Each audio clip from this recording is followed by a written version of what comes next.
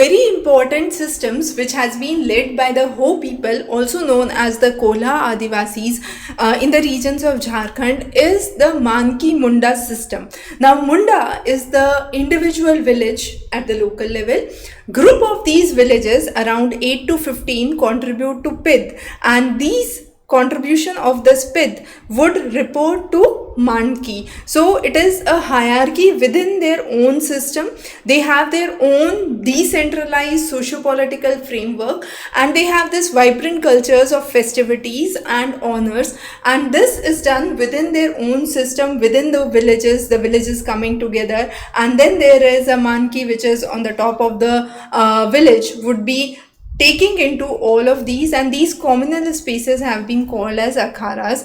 These could be the creators, the agriculture, the flower or the harvest. So what happened back in 1793, there was the Permanent Settlement Act which was introduced, which led to dispossession of the lands from the tribal people. Now in 1833, Captain Wilkins' rule was codified, which recognized the Manki Munda system, but at the same time it also introduced private land ownership in the region.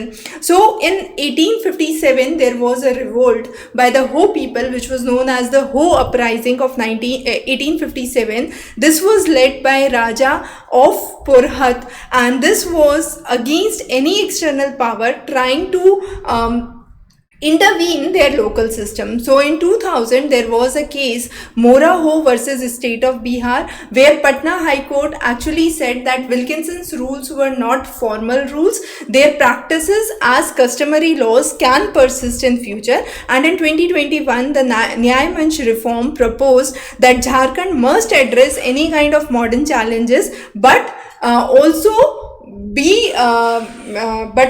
it remains unimplemented, should be taken into account. So some of the major challenges in this Ho Kola system, which was brought after the Ho uprising, led to administrative interference by others.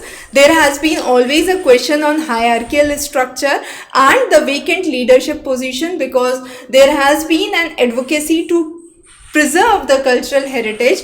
At the same time, there have been inefficiencies in the systems that need to be addressed. So a very, very important topic from the history point of view, which was recently in news, and the system in itself is really interesting, how the tribal governance system worked. So definitely important for your public administration as well as your history section, where 80% of the people engaged with the Ho community were predominantly farmers, and they were demonstrating the sacrifices or the commitment to the land practices through the decentralized pattern system that they have evolved over the years. So that was it for today. Thanks for joining. Have a great